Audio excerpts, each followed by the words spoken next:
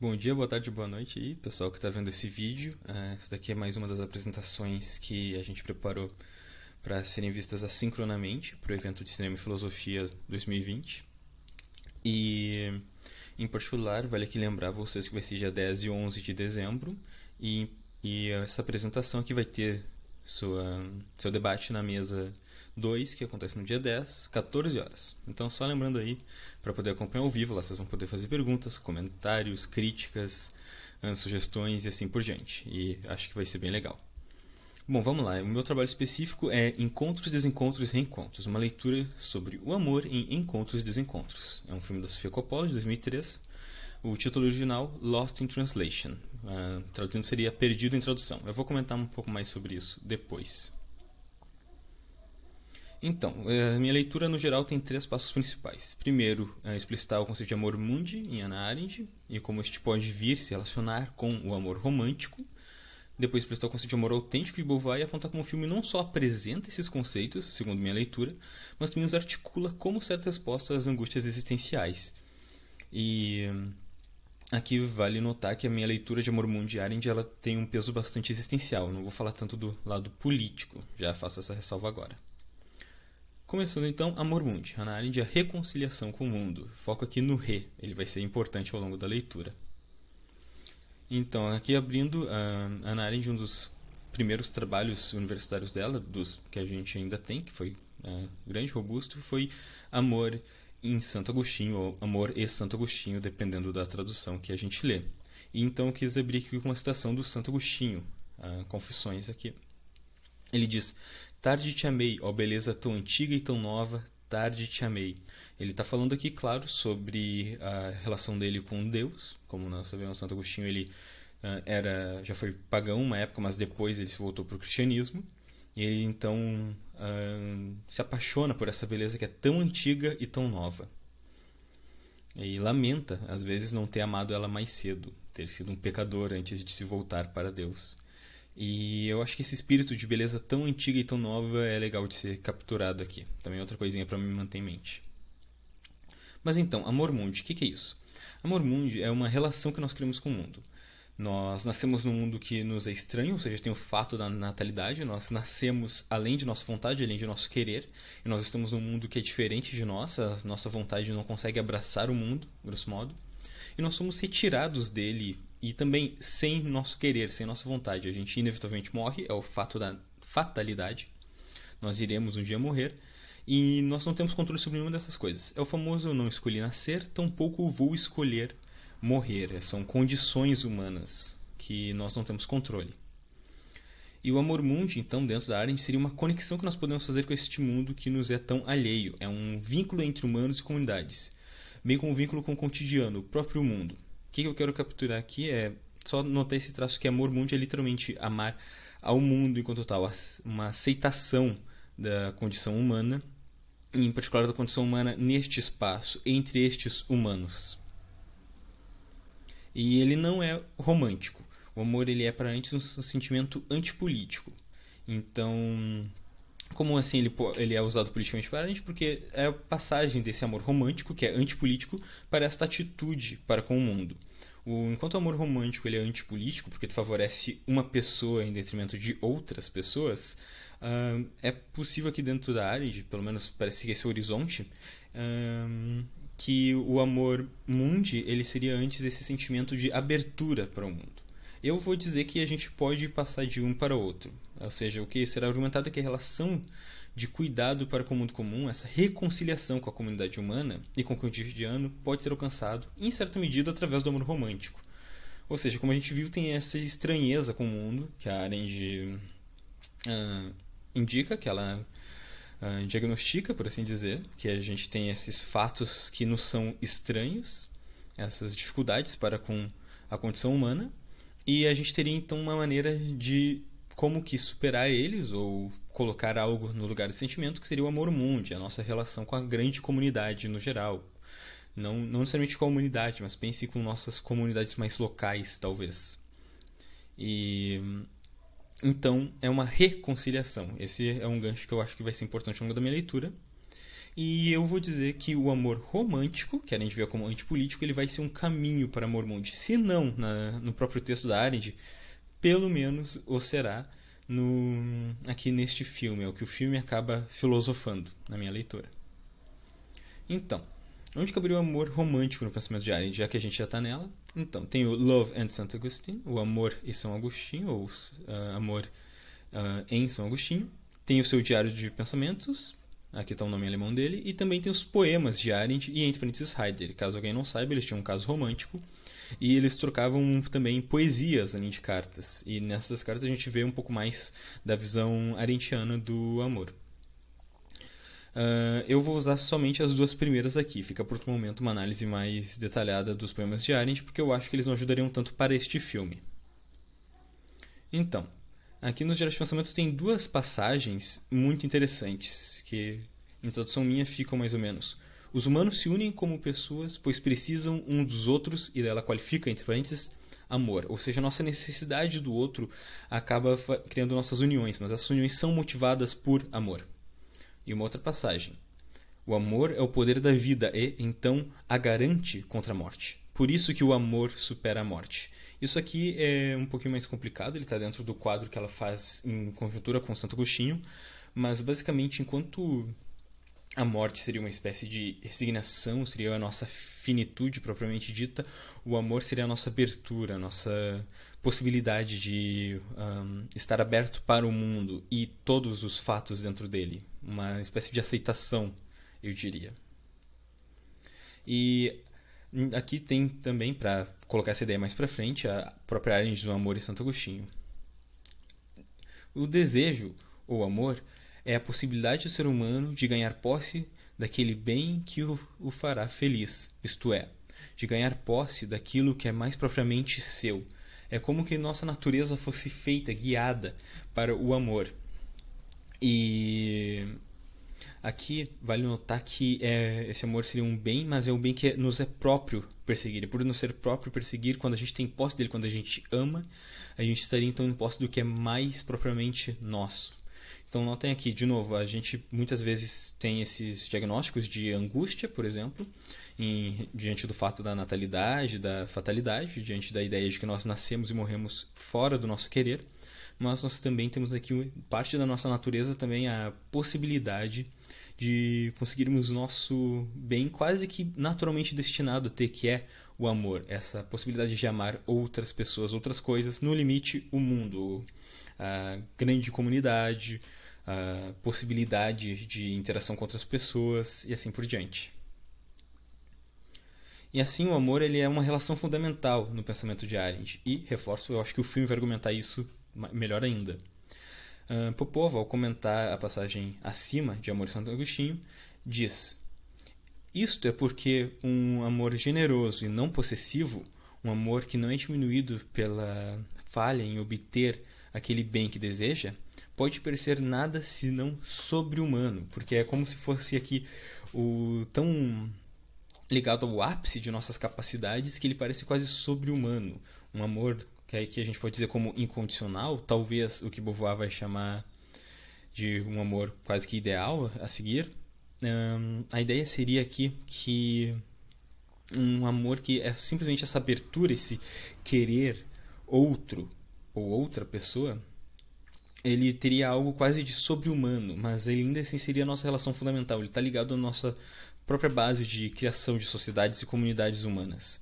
Só que chegar ao ápice dele estar, digamos, plenamente amando é algo quase sobre-humano. E aqui então eu argumento que o amor é o sentimento humano mais intenso ou mesmo fundamental. Assim, minha leitura pessoal é que podemos usar tal amor para uma pessoa como caminho para uma reconciliação com o mundo. Se apaixonar por uma pessoa pode ser caminho para se apaixonar pelo mundo. O argumento central é que o filme faz justamente esse movimento. Ele mostra como o relacionamento, o amor entre duas pessoas, ele acaba sendo um caminho para elas amarem o mundo, usando aqui um sentido talvez ampliado da Arendt. Eles se abrem como possibilidade para o mundo. Isso vai ficar mais claro, espero, conforme a gente for lendo o filme. Então, agora a gente vai passar rapidamente por amor autêntico, que eu disse que é quase o amor ideal, ou melhor, um ideal de amor para Beauvoir. E aqui a gente vai passar rapidamente pelo inautêntico. Então, aqui tem a oposição autêntico e inautêntico. Um amor inautêntico seria onde alguém, e aqui a Beauvoir, dado o contexto histórico, social e de questões feministas abordadas por Beauvoir, ela toma aqui principalmente o caso dos relacionamentos heterossexuais tradicionais, de famílias mais conservadoras da França da época, e nos quais os casamentos eles não eram exatamente arranjados, mas também estavam longe da volição das mulheres. Então aqui estes casos de casamentos que eram movidos por poder, ou oportunidades, ou famílias tradicionais, etc., é um caso onde a pessoa ama o outro ou a outra pelo que representa, ou que pode representar, de forma idealizada. É um amor que não vê o outro, não reconhece. Aqui o exemplo, acho, limite é o do amor, do casamento arranjado, né? São pessoas que não se conhecem, elas não têm uma relação ainda assim, mas elas têm que se casar, então elas são incentivadas a amar não o que a pessoa é, não esta pessoa, mas tipo, tal pessoa tem um bom emprego, tal pessoa é uma boa dona de casa, tem tais qualidades que pares tradicionais nesses relacionamentos deveriam ter e assim por diante. Então é um amor no qual não se ama a pessoa, se ama uma ideia dela, se ama uma versão dela que não existe de fato. E essas coisas de psicanálise. O amor autêntico, por outro lado, ele teria dois componentes que estão faltando na versão inautêntica. Primeiro, tem reconhecimento mútuo das diferenças um do outro, e segundo, tem reconhecimento mútuo de suas igualdades. Aqui é uma citação de um texto que tem no Cambridge Companion to Simone de Beauvoir.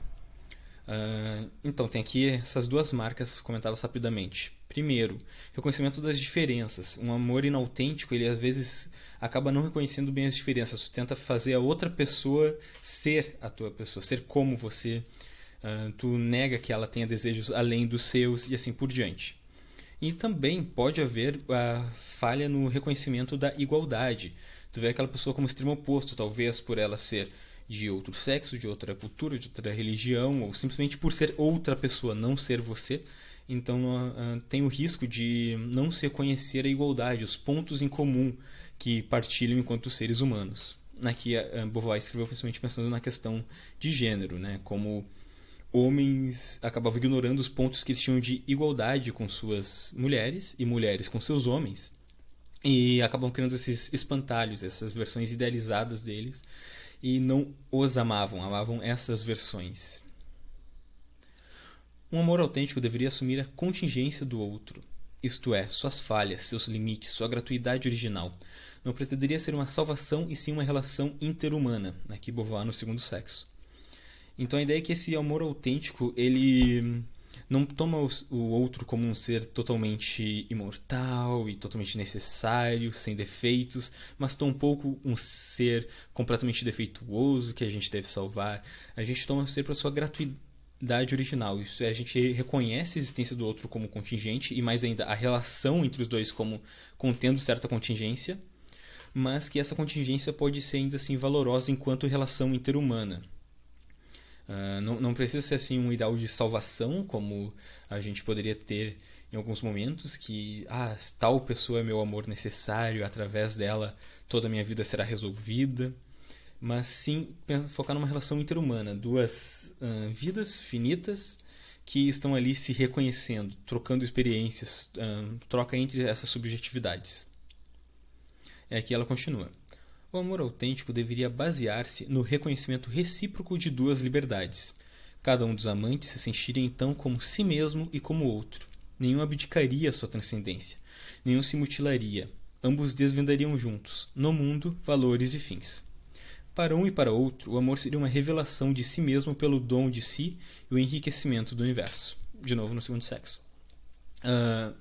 Então, o amor autêntico, enquanto o amor inautêntico fica focando nessas versões que a pessoa que ama cria da outra, que ela não ama a pessoa, ama essa versão na cabeça dela, o amor autêntico, por outro lado, ele vai ter reconhecimento recíproco, ele vai andar nas duas direções e os amantes então sentiriam a si mesmo e ao outro, ou seja, tem uma preocupação com, em termos kantianos, a autonomia da outra pessoa, em termos gerais, a liberdade da pessoa. Então não se tentaria minar outra pessoa, mas teria um reconhecimento primeiro das igualdades, traços comuns que compartilham enquanto seres humanos, e também das diferenças, se aceitaria a finitude do outro, se aceitaria que este outro não é totalmente grudado a mim, não cai totalmente sobre meus desejos, anseios, expectativas, mas que está tudo bem com isso. O amor, então, ele seria uma revelação de si pelo dom de si, o enriquecimento do universo, porque a ideia da Beauvoir é que, deixando de lado essas expectativas talvez universalistas e de necessidade num relacionamento amoroso, a gente se abriria para ter esse relacionamento que é contingente, que ele é mais aberto para talvez apresentar, deixar em torno as falhas de fundo presentes, mas que ainda assim, justamente por reconhecer os limites e quebrar expectativas, ou mesmo minar elas, seria mais rico, ele teria mais coisas para dar, porque ambos poderiam então crescer juntos. Não um crescendo em detrimento do outro, mas os dois do relacionamento, os amantes, ambos conseguindo se desenvolver juntos, crescendo juntos, reconhecendo seus fins, seus valores, se aproximando do mundo no geral. Agora, com esse quadro geral traçado aqui, eu vou falar sobre algumas cenas que considero centrais do filme. Assumo que todo mundo tenha visto, mas vou recapitular então. É um filme de 2003, da Sofia Coppola, onde dois estadunidenses que não falam japonês acabam se conhecendo no Japão. A gente tem o ator Bob Harris, que está lá para gravar comerciais. Ele é um pouco mais velho e tem família e tudo mais, que ficou nos Estados Unidos. E também tem a Charlotte aqui. E ela foi com o marido, ele é fotógrafo, foi fotografar lá, ela foi junto. O Bob Harris é interpretado pelo Bill Murray e a Charlotte é interpretada pela Scarlett Johansson. Tá, Charlotte aqui. Uma das fotos do filme. Aqui está o Bob Harris. Então, eu abro aqui com um comentário do King no livro dele sobre o filme. A experiência de jet lag em Tóquio de Bob e Charlotte, fora do tempo e do espaço, cria uma expressão aumentada de deslocamento que parece que parece significar um sentido mais amplo de alienação. Aqui já tem uma palavra, duas na verdade bem importantes para minha leitura: alienação e, mais importante que ela, deslocamento. Eles estão deslocados aqui fora do espaço e do tempo porque eles ambos estão insones. Eu vou falar disso melhor, mas eles têm problemas para dormir com esse jet lag. Caso alguém não conheça o termo, ele é um termo anglófono para quando nós viajamos grandes distâncias e nosso corpo não se adapta ao fuso horário local. E então isso, e o fato deles estarem de fato no outro lado do mundo, lá na Ásia, no meio de Tóquio, uma cidade bastante diferente, cria essa sensação de estar fora do tempo e do espaço. E isso, por sua vez, aumenta o sentido de deslocamento. Mas aqui, esse deslocado das personagens, na minha leitura, não quer dizer simplesmente que eles estão de fato fora dos Estados Unidos ou fora do Ocidente, mas mais do que isso, isso representa o estado interno deles. Eles internamente se sentem deslocados. Isso daí eu acho que no cenário do Japão tem principalmente este objetivo, este fim, nos mostrar como as personagens já estão deslocadas. O cenário acaba só deixando isso mais relevante ainda. Ele continua: o papel de Tóquio, Japão, e do japonês em Lost in Translation, em Encontros e Desencontros, é amplamente servir como um pano de fundo contra o qual as situações e o relacionamento de desenvolvimento dos personagens principais, entre os personagens principais. Então, qualquer ideia que ele está capturando aqui é justamente parecida com a minha. Isso daqui é um pano de fundo para justamente mostrar o deslocamento das personagens e também permitir que certas situações e um certo cenário fique de fundo para o desenvolvimento do relacionamento deles. Já deixo claro aqui que minha leitura é principalmente sobre este relacionamento. Eu não vou entrar agora tanto na fotografia, mas eu acho que ela largamente trabalha para essa minha leitura. Em particular, ela fica criando sempre essa atmosfera de que tem algo estranho, algo fora do lugar, tirando pouquíssimos momentos-chave, segundo eu leio aqui. Um momento que a fotografia faz isso maravilhosamente bem, por exemplo, este momento aqui, onde Bob recém entra no hotel e ele se destaca muito entre as pessoas que estão ali. Ou então a cena do chuveiro, onde o Bob, azarado, ele não consegue levantar o chuveiro. Vocês notam que tem uma rosquinha ali do lado, ele não consegue virar ela pra ir o máximo, o chuveiro emperra antes, então ele não consegue se banhar direito, ele tem que ficar agachado, é desconfortável. Cena bem engraçada aqui. Jeff King ele lê o tamanho de Bob como certa piada, quiçá racista, sobre o tamanho de japoneses. Eu acho que não, acho que isso só está reforçando o sentimento de estranhamento em relação ao ambiente. E talvez estranhamento em relação à própria vida, à própria existência do Bob, conforme eu vou avançar aqui. Mas notem que essas cenas e várias outras, elas não estão simplesmente servindo comicamente como ele é alto, mas elas também parecem ter uma função de mostrar como ele se destaca e negativamente. Ele se destaca e parece angustiado, entediado, irritado, cansado, certamente azarado. Charlotte, por sua vez, o cenário ao redor dela mostra ela muitas vezes isolada e buscando algo. Isso é bastante importante na minha leitura. Notem aqui esta cena que se repete, parecidas, como ela sempre está olhando pela janela, sempre olhando o horizonte. E o olhar dela é muito bem capturado pela fotografia do filme. Parece, na minha leitura, querer dizer que ela está almejando algo, tem algo que ela está buscando. Ela não pode não saber o que é, nós também não sabemos o que é, mas há falta aqui. E também isso é reforçado em várias outras cenas em que ela interage com a cultura nipônica, ou então com o cenário ao redor, dizendo de forma mais ampla. E mesmo assim, parece que ela está então buscando meios para suplantar esses desejos dela. Daqui a pouco eu vou falar da cena do templo, mas também tem uma hora que ela trabalha um pouquinho com jardinagem ali, com umas mulheres japonesas. Ela pendura essas decorações no quarto dela. Parece que ela está sempre tentando buscar algo, sempre essas marcas visuais de que ela deseja algo que está ausente. A busca por algo, justamente. Ela passeia pela cidade, pilota sozinha, mas não encontra o que busca. E esse o que fica em aberto aqui. Tem essa cena que ela vai por Tóquio, ela parece demonstrar dificuldade para se encontrar no meio da cidade, no meio do metrô. E eventualmente ela chega onde ela, a princípio, estava indo, que era um templo. Lá tem eles estavam fazendo rituais, estava um canto, creio que budista, e tudo mais. E ela fica olhando ali com essa expressão séria que está aqui na foto. E a gente vai voltar para a cena depois. Mas então o que eu quero capturar dessa questão do cenário é que eles são estrangeiros aqui no sentido maior do que simplesmente o local. Não é só eles estão num local diferente, não falam a mesma língua, mas eles estão desconectados do mundo em geral. A própria existência deles parece rompida. Eles estão num caso em que eles se sentem extremamente sozinhos e isolados das outras pessoas e das outras coisas do mundo. Aqui uma cena que eu também acho que faz isso muito bem. O Bob está numa das primeiras noites bebendo e fumando sozinho no bar. Daí a câmera passa devagarzinho, mostra ali dois estadunidenses ali perto. E daí eles começam a falar com ele: nossa, adoro teus filmes de ação, tu dirigiu aquele carro mesmo, tu é maravilhoso, não sei o que. E a câmera volta pro Bob, e quando ela volta pro Bob, ela faz questão de deixar eles cortados. Aqui vocês podem ver na direita as mãos desses outros caras. E o Bob tá cortado, ele não presta atenção, ele fica olhando para os outros lados e pouco depois ele sai, ele nem se despede direito dos caras, ele responde de forma evasiva as perguntas deles. Então notem que ele está desconectado não só, por exemplo, das pessoas japonesas, que são menores do que ele, mas de fato de todo mundo. Esses dois estadunidenses não chamaram a atenção dele, não despertaram nada dele, ele não se reconheceu direito e ele não se sentiu reconhecido por eles, porque eles estão vendo nele somente um ator que fez filmes legais, mas não estão talvez vendo o ser humano diante dele, um ser humano que está demonstrando sinais de carência, angústia e solidão. E também a Charlotte, logo depois da cena do templo, ela liga para uma amiga dela que está nos Estados Unidos e ela liga aqui chorando, dizendo que ela está desesperada porque ela foi no templo e não sentiu nada, e ela sentiu que devia sentir algo e não sentiu nada.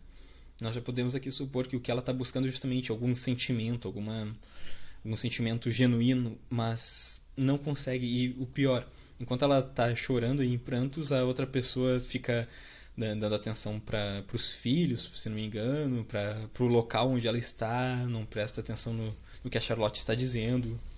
E depois fica tipo, que legal que tu tá aí, espero que tu aproveite, não sei o que. E que termina a cena com a Charlotte limpando as lágrimas, engolindo e falando que está tudo bem.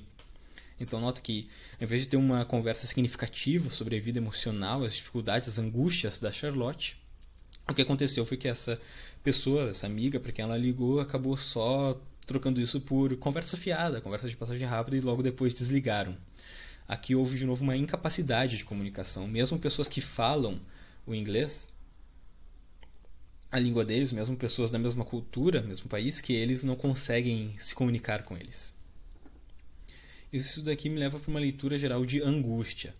O Bob demonstra estar triste e, na minha opinião, algo que talvez podia ter focado mais na leitura, é que ele passa muito tempo no bar, ele bebe bastante ao longo do filme.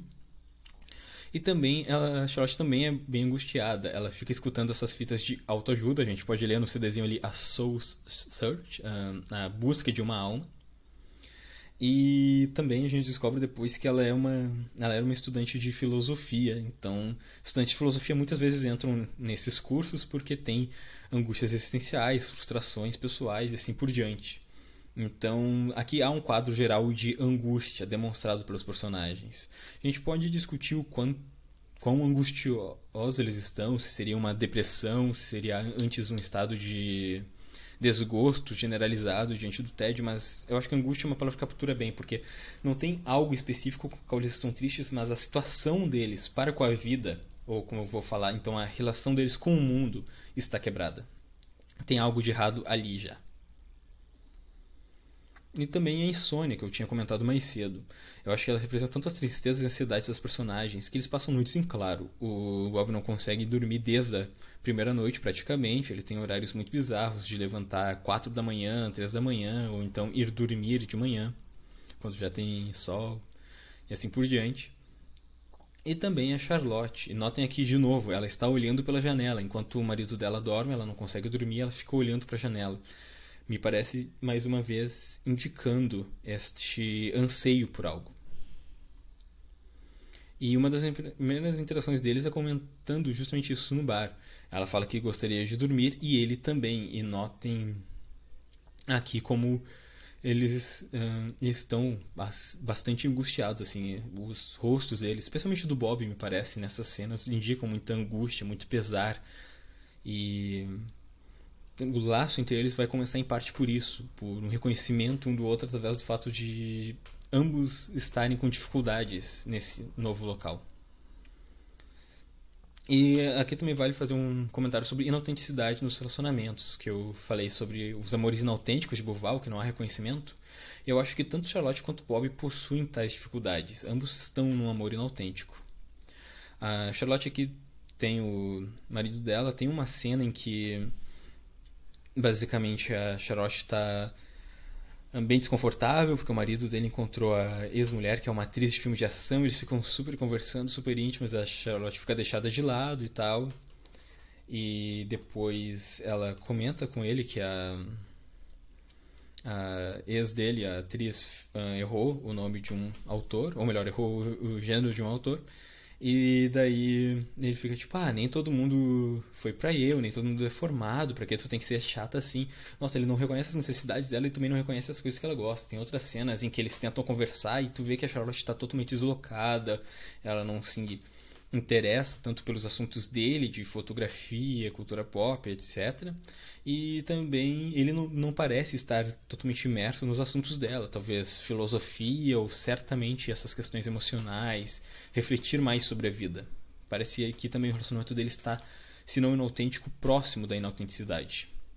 E além disso tem o Bob, que aqui nessa cena ele liga para a mulher dele e ele pede para pararem de comer tanta massa, tanta comida processada. Ele quer comer mais tipo comida japonesa. E a resposta dela, ao invés de ouvir genuinamente, é simplesmente dizer: fica aí se tu gostou tanto. Então, ao invés dela dar atenção para as questões dele, ao invés dela prestar atenção nos momentos que ele diz que tá triste, tá angustiado, ou então nos momentos felizes ela não escuta que ele está feliz. Antes, as cenas em que essa mulher dele fala com ele no telefone sempre indicam que ela está preocupada com outras coisas. Uma cena em particular que eu acho que nota isso muito bem é como ele está querendo falar sobre o dia, sobre as coisas que aconteceram na vida dele, uma hora que ele está deitado na cama, e daí ao invés disso a mulher dele quer falar sobre escolher o tom de vermelho rubro que vai ir para o tapete, o carpete, alguma coisa assim, e ela envia para ele pelo fax as cores, e ele tem que escolher. Então notem, não é uma conversa genuína. O que acontece aqui não é um reconhecimento entre pessoas, mas antes parece que a mulher dele se desvia para essas conversas práticas, paralelas, sobre os filhos, sobre a casa, sobre decoração. e não reconhece a angústia ou mesmo as alegrias dele. E aqui eu queria falar agora sobre a relação entre os dois, uma relação que esta eu considero, sim, genuína. Eles rapidamente se gostam bastante e as saídas deles demonstram isso mais. A primeira grande saída é quando eles saem de noite para a cidade e vão num bar, depois vão numa festa, alguma coisa assim. Depois eles acabam tendo que fugir de lá e vão pra casa de um amigo da Charlotte, japonês, e lá tem esse karaokê também, que aqui o Bob tá cantando. E depois deles cantarem músicas, as músicas que inclusive eu comento elas um pouco no meu texto, espero que deem uma olhada lá. Mas as músicas todas denotam ou tons de sedução e, mais especificamente, a busca por algo mais, quase parafraseando uma das músicas que o Bob canta. Então acho que as diferentes músicas do filme indicam justamente isso.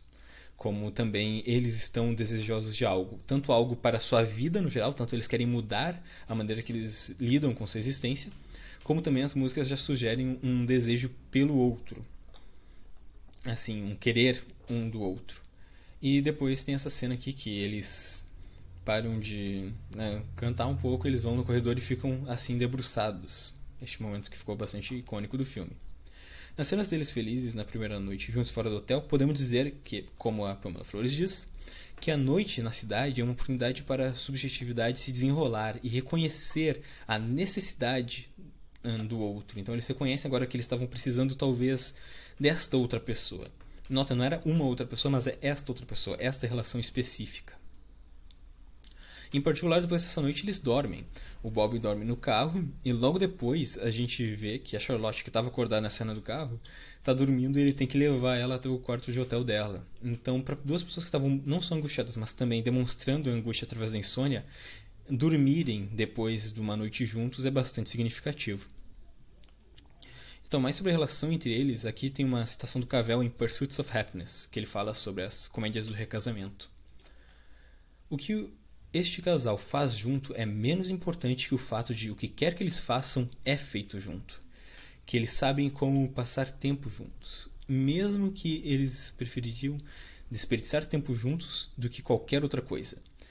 Exceto que nenhum tempo que eles estão juntos pode ser desperdiçado. A ideia aqui é que não importa o que eles estão fazendo, fazer nada juntos é melhor do que, digamos, fazer qualquer outra coisa. E se eles estão fazendo nada juntos, eles estão fazendo algo, eles estão juntos. Me parece que essa é a ideia central aqui. E isso, eu acho que este casal demonstra muito bem. Aqui tem uma cena deles bebendo sake enquanto assistem TV, e mais cedo mostrou o Bob vendo TV e ele passou pelos vários canais e não se interessou por nada. Assim, quase desprezou ali a televisão local, em grande parte por ele não entender, mas aqui eles estão vendo filme japonês, assim, eles não têm legendas, não têm dublagem, eles não estão entendendo, mas eles estão assistindo juntos, eles sorriem, eles fazem piadas, se divertem, bebem juntos, depois eles deitam juntos. Então, aqui eu acho que pega essa intuição do Cavell que esses casais que se amam genuinamente, que se reconhecem mutuamente, amores autênticos nos termos da Beauvoir, eles acabam então tendo esta possibilidade de eles não precisam fazer algo para fazerem algo juntos, grosso modo. E aqui tem outra citação da Flores, em que ela diz que o dia que o John, o marido de Charlotte, vai embora, Charlotte convida Bob para sair com alguns amigos japoneses. Até aquele momento, eles só tiveram 3 breves encontros, mas seus gestos durante esses encontros indicam uma cumplicidade que começa a se manifestar no reconhecimento mútuo da dissatisfação produzida por suas respectivas vidas. Ou seja, parece que essa cumplicidade seguia em parte porque ambos viram ali outra pessoa angustiada. E mais importante que isso aqui é a ideia que a partir dessa grande saída junto, nessa noite que eu já comentei, que teve o karaokê depois, que eles começam a deixar a subjetividade se desenrolar mais. Em que então eles se abrem um para o outro e deixam explícito esse reconhecimento mútuo que eles tinham, essa cumplicidade. E aqui eu faço um parênteses bem rapidinho, porque o que eu acho que o filme faz, em grande medida, é parecido com algo que o Wittgenstein nota no Tractatus 6.43 da proposição. Se a boa uma abolição altera o mundo, só pode alterar os limites do mundo, não os fatos, não o que pode ser expresso pela linguagem. Em suma, o mundo deve então, com isso, tornar-se a rigor outro mundo. Deve, por assim dizer, minguar ou crescer como um todo. O mundo do feliz é um mundo diferente do infeliz. O que ele está dizendo aqui, basicamente, é que ser feliz ou infeliz pode ser antes uma questão perspectiva do que propriamente um fato sobre o mundo. O mundo do infeliz e o do feliz são, na ordem dos fatos, na ordem das coisas do mundo, o mesmo. Só que as perspectivas tomadas é diferente. Por isso a imagem do minguar ou crescer em relação à lua é tão importante, porque a lua também ela só está crescendo, diminuindo, ela só está presente ou oculta para nós por uma questão de perspectiva, do ponto de vista que nós tomamos. Essa é a relação com os astros no geral. E também assim pode ser a nossa relação ética com o mundo. E notem aqui que também não é uma questão na ética wittgensteiniana, como o Murrow ressalta num artigo dele sobre esta proposição. Ele nota que não é que a gente possa resolver os problemas do mundo, passar então do mundo infeliz para feliz, mas antes é não ver algo como problema, não ver a vida como um problema. A partir desse momento, com a dissolução da questão do problema, trocando nossa visão sobre este algo, que a gente passa então a não ter este problema. O mundo feliz é um mundo diferente do infeliz, porque o mundo feliz ele toma outra perspectiva em relação ao infeliz. E também outra ideia que talvez nos ajude é uma que está em Kierkegaard, aqui nas palavras do Dreyfus. De acordo com Kierkegaard, somente se você deixa você mesmo imerso num comprometimento definitivo, você pode alcançar aquilo que, enquanto em desespero, parecia impossível. Isto é, que dois conjuntos de fatores se reforcem um ao outro, para que, quanto mais você manifesta um, mais você manifesta outro. Ao responder ao chamado de tal comprometimento incondicional e, portanto, conseguindo uma identidade, uma pessoa renasce. Se torna renascida, melhor dizendo. A ideia aqui central do Kierkegaard é que nós, por sermos seres finitos, nós estamos suscetíveis ao desespero. E o estado de desespero é essa angústia, esse medo sem objeto específico, um estar perdido no mundo em si mesmo, como que perder a própria identidade dentro da nossa finitude. Mas a gente pode superar isso em Kierkegaard na medida em que nós temos um comprometimento incondicional, fazer do finito infinito. O exemplo clássico é o movimento dos direitos civis do Martin Luther King, em que ele torna então o movimento civis algo finito em algo infinito, aquele algo vai definir grande parte da vida dele. E me parece que relacionamentos amorosos poderiam ser assim no sentido em que não é aqui um amor mundiarendiano, ou então uma mudança de perspectiva geral wittgensteiniana, mas é amar esta pessoa, tornar esta relação infinita, talvez, transformar este comprometimento infinito. Me parece que tal ideia também é aproximada. Notem, o que eu trouxe aqui com Kierkegaard e Wittgenstein é a ideia de que, através de um certo relacionamento, de uma certa maneira de ver um relacionamento, se vai além da angústia, se passa da infelicidade para a felicidade, se passa do desespero para um comprometimento incondicional, infinito, com algo que é finito. Eu acho que é isso que o casal aqui passa. Aqui só quero comentar também essa cena logo depois que eles estavam bebendo juntos. A Charlotte pergunta ao Bob se fica mais fácil a vida no geral. E daí inicialmente ele fala não, mas depois ele pensa um pouco e diz sim. Então nós podemos ver primeiro a angústia dele passando, mas também a tentativa de alcançar a outra pessoa através do sim. Ele está querendo mostrar para ela que pode não ser tão difícil assim, que tem coisas boas apesar das dificuldades da vida. O Daniel Netzel, no canal Film Radar, no YouTube, tem um vídeo sobre Lost in Translation que ele diz que na cena da cama, onde muitos filmes consumariam a relação deles fisicamente, beijo, pegação, sexo, nós só temos conversa e repouso. O ápice da sua intimidade se dá no reconhecimento. Isso é muito importante na minha leitura. Aqui, estar junto do outro, compartilhar um momento com o outro, conseguir conversar com outra pessoa e depois dormir tranquilamente confiando na pessoa ao teu lado, é neste filme mais importante do que consumar essa relação fisicamente. Aqui o central foi a conversa deles, o fato deles estarem juntos. E aqui eu tento retornar mais especialmente para Arendt, porque aqui tem o que eu chamo de fazer as pazes com o mundo. Quando os personagens estão num mundo de forma diferente, depois de se conhecerem e se apaixonarem, a sua relação com o mundo se altera depois de terem uma relação significativa com o outro. Ou seja, aqui, conforme eles têm esse reconhecimento do outro, eles passam então, retomando Wittgenstein, eles passam de uma perspectiva de infelicidade para uma de felicidade. Nota, a vida deles não mudou de fato. mas agora a relação deles com o mundo, ou seja, todo o espaço de possibilidade, todos os fatos, todos os relacionamentos deles se alterou depois deles criarem essa relação significativa. Eles conseguem agora dormir, algo que eles não podiam antes, mas ainda eles parecem dormir tranquilamente, dormir em um estado que está bem melhor do que o de angústia, e também eles passam agora um tempo bom juntos, eles ficam juntos, eles demonstram aqui muito mais confiança um no outro do que por seus respectivos pares, inclusive. Então parece que o amor seria essa espécie de sentimento quase que geral, um sentimento que estabelece as relações com o mundo no geral. Não é um sentimento só para esta pessoa, mas que altera toda a maneira deles perceberem os seus relacionamentos, os fatos da vida e assim por diante. E aqui eu queria também marcar essa outra cena. O filme termina com o Bob tendo que ir embora de Tóquio antes da Charlotte. Ele se aproxima dela depois. Eles têm uma despedida rápida, mas depois eles têm uma outra despedida mais demorada aqui, que ele vê ela na rua. Ele para o táxi, vai correndo até ela, se aproxima dela. Eles se abraçam, se beijam e ele sussurra algo no ouvido dela, que a gente não consegue ouvir. Aqui eu tento casar, então, com um pouco...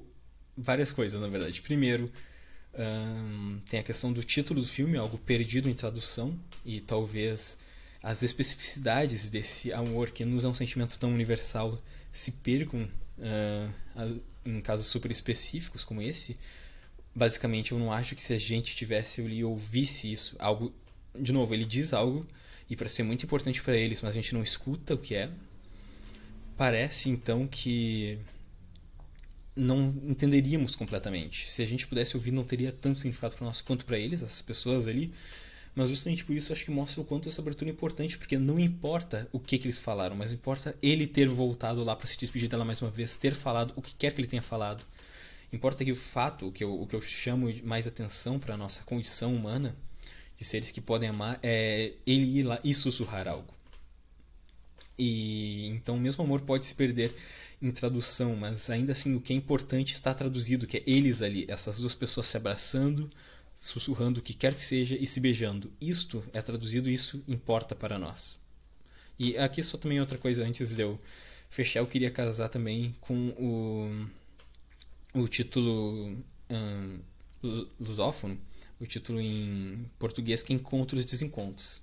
Minha apresentação se chama Encontros, Desencontros e Reencontros, porque tem os encontros, eles se acham no Japão, tem desencontros, eles se desentendem às vezes, eles já estão desencontrados no início do filme, mas eu acho que o filme estabelece um reencontro não só entre eles, depois de alguns desentendimentos ao longo do filme, né? Não só o filme amarra esses desencontros fazendo eles se reencontrarem, se reconciliarem, o Bob e a Charlotte, mas também eles se reencontram com o seu mundo, com a própria possibilidade deles de serem felizes, não independente da ordem dos fatos. E é isso que eu acho que é tão importante, por isso que eu trouxe o amor mundi e também outras teorias filosóficas para ajudar. Porque notem, o relacionamento deles ainda é o mesmo relacionamento que era antes, eles ainda têm as mesmas condições de trabalho, de vida, as mesmas dificuldades, as mesmas angústias. Os fatos não mudaram, a vida deles não teve nenhuma mudança radical. Mas a perspectiva deles agora parece outra. A perspectiva deles parece agora uma de abertura para o mundo. Não mais eles veem o mundo como um espaço de angústia, de sofrimento, de cansaço, mas eles veem o mundo como algo positivo, um espaço no qual eles têm outra pessoa e podem ter novas experiências ou simplesmente as mesmas experiências, o mesmo ordinário, mas agora amando este ordinário.